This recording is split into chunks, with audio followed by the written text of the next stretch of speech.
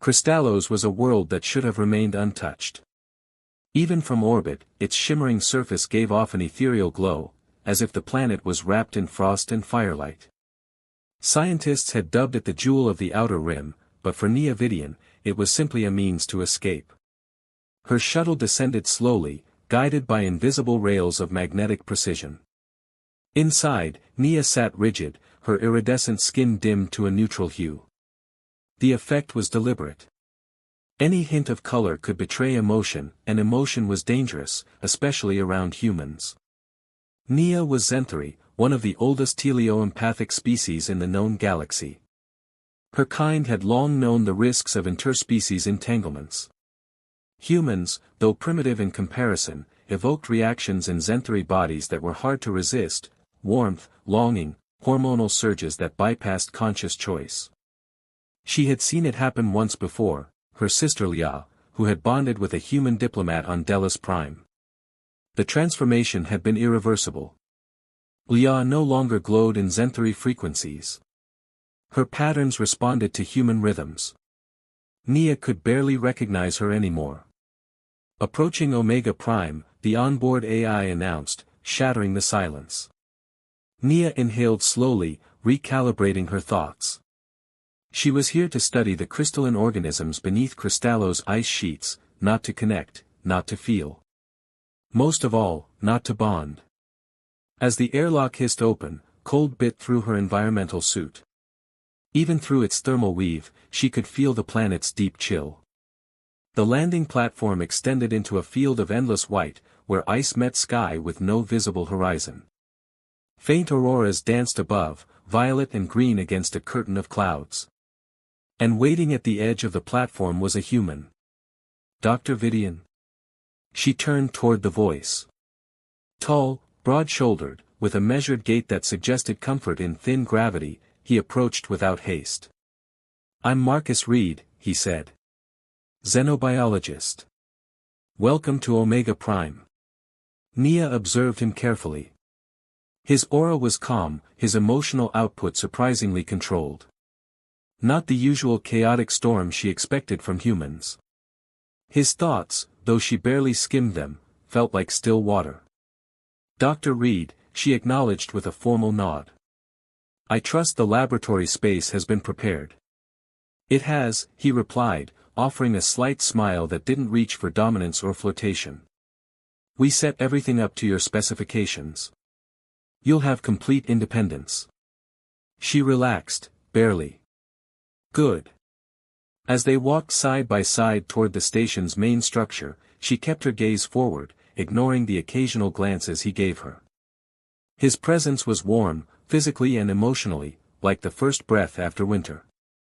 Inside, Omega Prime was functional and sparse, sterile hallways lined with research terminals and reinforced glass windows that showcased the beauty of the frozen world beyond. You'll be in Section B, the labs are insulated with triple crystal composite. And meals? Can be taken in a common area or delivered. Your choice. Delivered, she said quickly. He paused before entering her lab. No offense taken. A lot of people here prefer solitude. But if you change your mind, you're welcome to join us. Nia said nothing. The lab was indeed perfect. Clean surfaces, high-resolution scanners, sample stasis vaults. And silence. I'll let you get settled, Marcus said. If you need anything, my quarters are in Section C. When he left, she exhaled slowly. Alone at last. And yet, a strange echo lingered in the room, not sound, not scent, but resonance. As if a piece of Marcus' emotional field had remained, imprinting faint warmth into the walls. That night, she reviewed old research on crystalline life forms, but her focus kept slipping. Her thoughts returned to Marcus, his quiet manner, the even cadence of his voice, the way he hadn't stared at her like an exotic creature. Zenthari had evolved in high-gravity archipelagos, where connection was a necessity for survival. Empathy wasn't just cultural, it was biological. They didn't just read emotions, they absorbed them. In prolonged proximity, especially with emotionally rich beings like humans, it was almost impossible not to respond. She should have requested full isolation. Even a single human on station might prove too much. On the third day, he brought her food. "Thought you might want to try real stew instead of protein packs," he said, setting the tray on a console. She blinked at him. "Thank you. But this wasn't necessary." "I was curious," he admitted. "Not just about your research, about you. I've never worked alongside a Zenthari before." "Most prefer not to," she replied, her tone sharper than intended. He didn't flinch. "They're missing out, then." His honesty startled her. She looked away, focusing on the crystalline sample she'd been analyzing. Behind her, she heard him step closer. "You think the pulsing in these organisms is communication?" She hesitated. "Possibly. The luminescence varies with temperature and motion. It could be adaptive signaling. Or emotion," he said. She turned slowly. "Emotion? Maybe they're not just reacting to external stimuli," he continued. "Maybe they feel." Her skin shifted faintly, a shimmer of indigo along her neck. She clenched her jaw. "You should go," she said softly. "Please." He left without protest. But the damage was done. Crystallos unleashed its fury without warning. It began with a sharp drop in pressure, an eerie silence where the wind seemed to hold its breath. Then came the storm, a shrieking, violent thing of white teeth and howling void. Omega Prime's alert systems kicked in immediately, sealing every hatch, drawing down every external sensor, locking the crew inside with the planet's frozen rage clawing at the walls. For Nia, it was a nightmare. Confinement wasn't the issue, she had spent years in isolated research environments. But proximity to Marcus, enforced by circumstance, was an entirely different threat. Her biology had been quiet, mostly, until now. With the storm came shared tasks. Samples needed rapid processing, energy rerouting required collaboration, and meals in isolation were no longer practical. She was forced into his presence for hours at a time, often side by side in the bioanalysis lab. Marcus, ever gentle in his approach, never pushed. "Storm's not letting up," he said on the fourth day, tapping on the weather monitor. "We might be in for 3 weeks. Maybe more." "I can manage," Nia replied, too quickly. She could feel the glow trying to emerge on her arms, barely suppressed. "You don't have to manage alone." His words weren't coded in sympathy or need. They were calm, quiet truths. And somehow, that was worse. Compassion without pressure. Acceptance without desire. She wasn't prepared for that. Nia distracted herself with the samples, long chains of crystalline bacteria encased in ice, pulsing with faint bioluminescence. Marcus had noticed it first. "Watch how they react when you touch them," he said. She did, pressing gloved fingers to the containment glass. The organisms rippled outward, their light changing from blue to gold. "They respond to emotional input," she whispered. "I thought so too. Not just energy, not just heat. There's resonance." She turned to him, startled. Her pulse jumped. Her skin betrayed her again, a faint halo of violet beneath her jaw. Marcus didn't stare. He smiled, barely. "It's beautiful." "You shouldn't say that." "Why not?" She looked away. "Because my body is reacting. My biology is interpreting your words as invitation." "And is that wrong?" "Yes," she snapped. Then, softer, "It has to be." He said nothing more. They worked in silence for a time. By the second week, her symptoms worsened.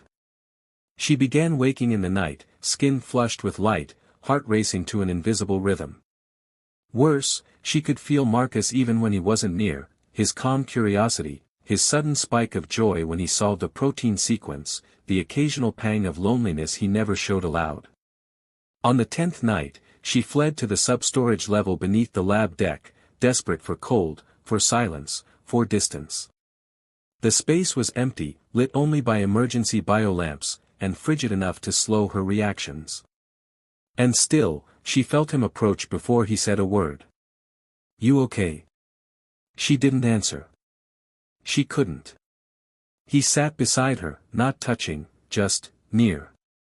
"Enough. Nia," he said gently. "Please talk to me." "I can't stop it," she whispered. "It's not like human attraction. Our bonding is chemical, neural, emotional. The process has already begun. The changes are irreversible." He turned slightly, watching her profile in the dim light. "Then let it happen." Her voice broke. "You don't understand. I will change, Marcus. My skin, my thoughts, even my cells will sink to yours. I won't be just Zenthri anymore. I'll become something in between. Dependent. Vulnerable. Maybe that's not such a bad thing. For you, maybe not. For me, it's everything I swore to never become." "What are you afraid of?" "Losing myself." He was quiet. Then he reached over, not to hold her, not even to touch her skin, but to take her gloved hand in his. "I don't want to take anything from you, Nia. But if there's something beautiful between us, maybe we can build something neither of us could be alone." Her hand trembled. She looked at their joined hands, and for a terrifying moment, let herself feel everything. Longing. Trust. Hope.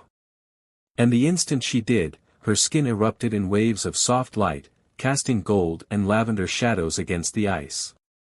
Marcus stared, not with fear or amazement, but awe. Reverence. "You're glowing," he said quietly. "I know. It's the most incredible thing I've ever seen." She closed her eyes. "We crossed the line. There's no going back." "Then let's not go back." Outside, the storm howled against the station walls. But inside, in the cold storage bay beneath the frozen stars, something warmer than anything Crystallos had ever known was beginning to grow. Crystallos slept beneath its shroud of white, but inside Omega Prime, time seemed to stretch into something strange and intimate. 3 days had passed since Nia let herself glow. She hadn't meant for it to go so far, to let the colors bloom across her skin like fire through glass, to let Marcus see her as she truly was. But once the bond began, it refused to stop. By the 6th day of the storm, the changes in her body could no longer be hidden. She wore thick lab layers to mask the shifting patterns that now lived beneath her skin, traceries of light along her collarbone, waves of gold curling down her arms. Marcus noticed anyway. "You're different," he said softly one morning as they calibrated the resonance scanners. "I mean, more beautiful than before." "But different." Nia said nothing. She couldn't trust her voice. "Does it hurt?" She shook her head. "Then what does it feel like?" She closed her eyes. "Like waking up. Like the first time you taste music or smell starlight." He was quiet for a moment, then, "Can you feel me right now?" She opened her eyes. "Yes." He nodded, accepting that without fear. His acceptance was like a steady current in a wild ocean. Constant. Grounding. Dangerous. She tried to block the bond, to use shielding techniques the Zenthri taught to children. But they didn't work anymore. She felt Marcus even in her dreams. His joy when they cracked the crystalline data arrays. His sadness when she avoided him at meals. His longing, too. That was the hardest. It mirrored her own. By the 8th day, their research took them deeper into the caverns below Omega Prime. Armored suits and mag boots protected them from the cold and pressure, but even that couldn't dull the sense of awe they felt when they reached the living ice. The crystalline organisms pulsed like veins in a sleeping giant. Some formed spirals, others, vast fields of bioluminescent threads that danced in slow time with their footfalls. They're listening, Marcus said. I swear they are. Nia stepped forward. Her hand reached out, just above the ice, not touching. Her skin responded immediately, her patterns glowing in sync with the light beneath the ice. They're resonating, she whispered. With me. With us. Marcus came to stand beside her. When he removed his glove and let his fingers hover near hers, the glow intensified. Two frequencies becoming one.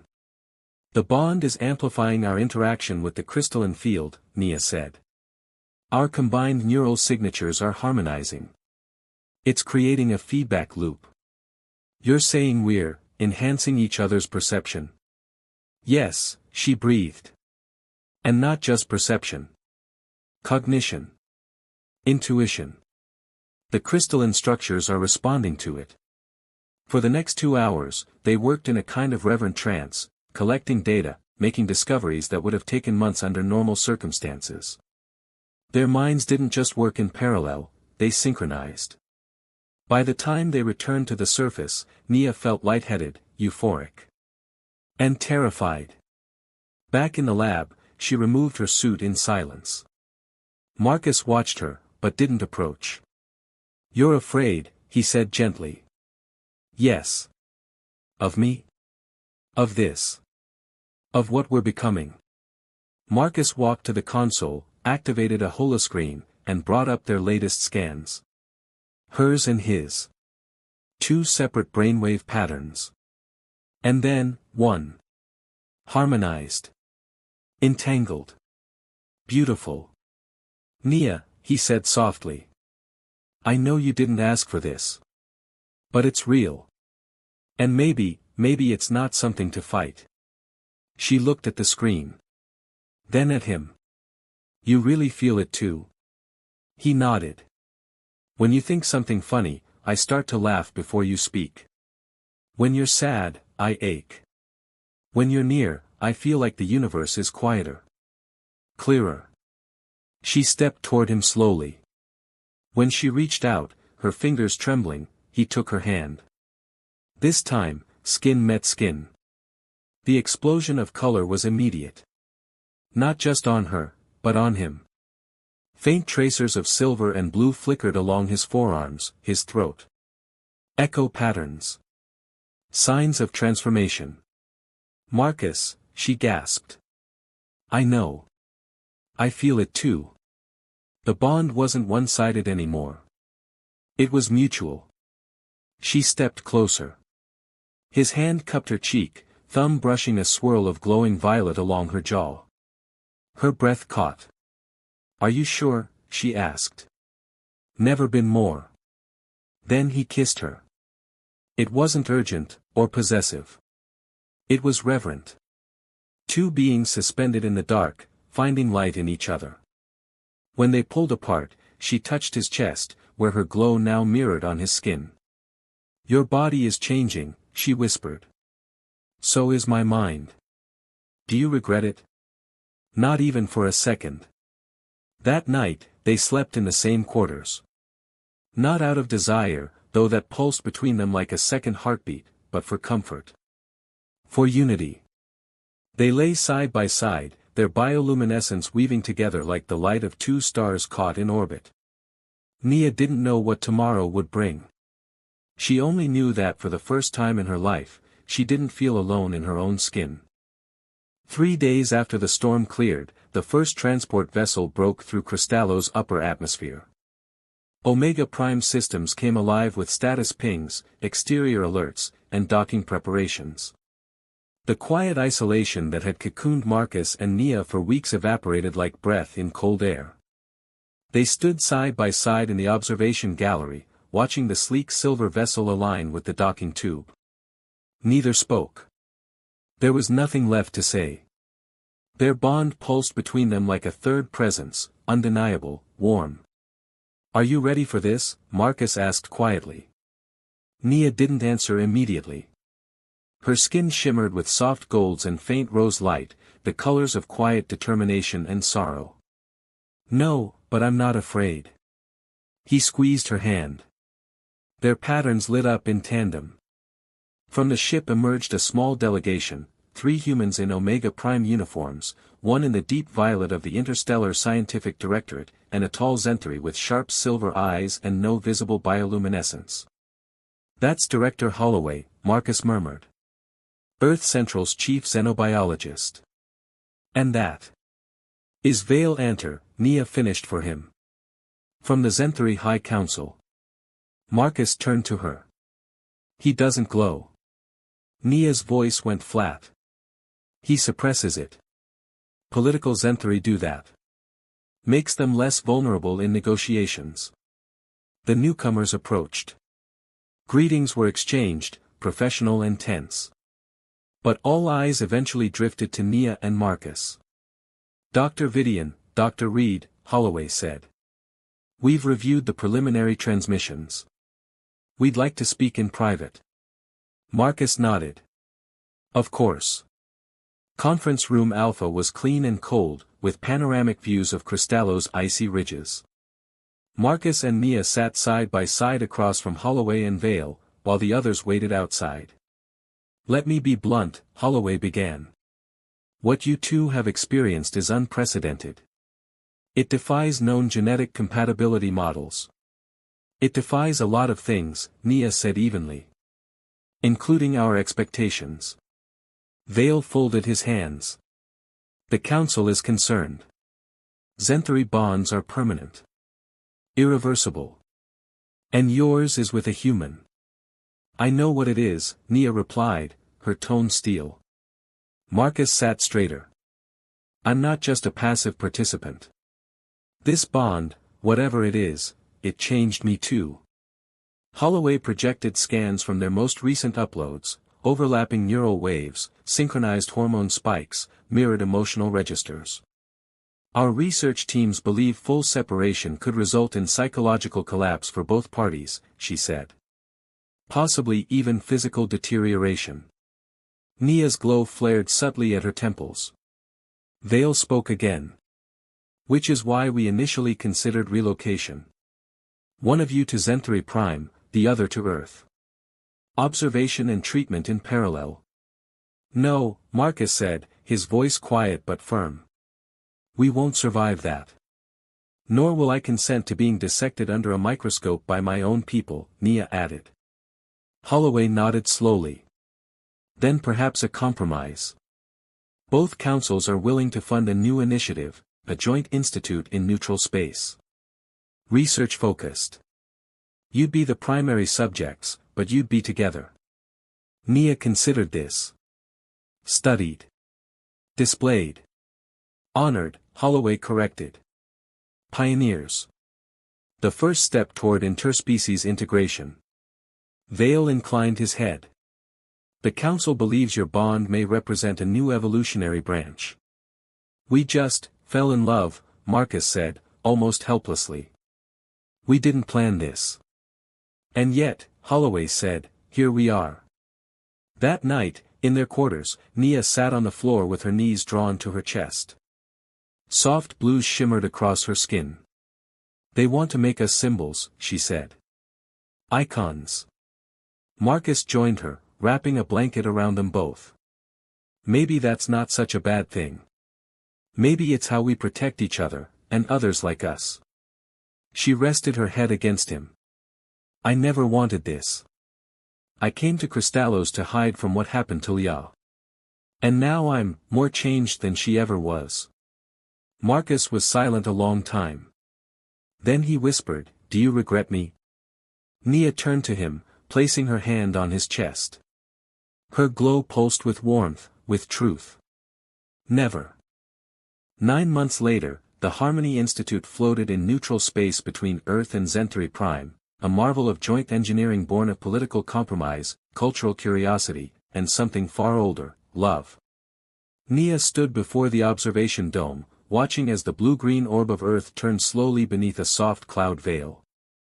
Beside her, Marcus adjusted the calibration of a neural feedback scanner, the silver traceries on his arms pulsing in time with his thoughts. "The readings are stabilizing," he said. "Your baseline emotional flux is synchronizing faster each time." "Yours too," Nia replied. Her skin shimmered with gold and deep sapphire. "You're adapting. More than I thought was possible for a human." He smiled at her. Maybe it was never about possibility. Maybe it was just about permission. They had come a long way since Crystallos. The changes were no longer confined to private patterns on their skin or silent harmonics shared through touch. They were visible, measurable, revolutionary. And now, they were building something meant to last beyond the two of them. "They're arriving," came a voice from the comm panel. It was Dr. Zara Quinn, the human neuropsychologist assigned as liaison to the Institute's expanding roster. "First delegation from the Centauri colonies has docked. They're bringing a bonded Zenthari human research pair with them." Nia glanced at Marcus. "We're not alone anymore." "Never were," he said softly. The central chamber of the Harmony Institute gleamed like a living nerve center. Arcs of bioresponsive crystal curved around the walls, pulsing in patterns that responded to emotional frequency. It wasn't just architecture. It was interface. In the weeks since the Institute's opening, they'd facilitated over a dozen successful temporary empathy pairings between species. Diplomats, scientists, artists, each came away changed. Not assimilated. Not overridden. Just, understood. "Dr. Vidian, Dr. Reed," a voice called from across the chamber. Vale Anter approached, his silver cloak flowing behind him, though today, for the first time, his bioluminescence shimmered faintly across his neck and temples. "Vale," Nia greeted with cautious respect. "Didn't expect to see you glowing." "The council voted," Vale said dryly. "Public bonding displays are now considered acceptable. Under strict circumstances." Marcus grinned. "Progress. Or contagion," Vale muttered. "Depends who you ask." They walked together to the welcome gallery, where the Centauri delegation emerged, 2 humans, 1 Zenthari, and a third figure whose translucent skin bore flickering lights that marked a new species entirely. "The Renari," Nia whispered, stunned. "They weren't scheduled to arrive for another cycle." Marcus nodded. "They must have accelerated negotiations after the last empathic resonance trials." The Renari representative stepped forward. Its voice emerged as harmonic vibration, resonating in their bones as much as their ears. "We sensed the broadcast of your union. Your frequency echoed beyond known space. We have come to learn." Nia's skin flared with wonder. "You hear us? Even across the stars? We feel you. Your love has weight. And it moves worlds." Marcus looked at Nia. She looked at him. In that moment, everything they'd risked, the scrutiny, the fear, the isolation, fell away. What remained was hope.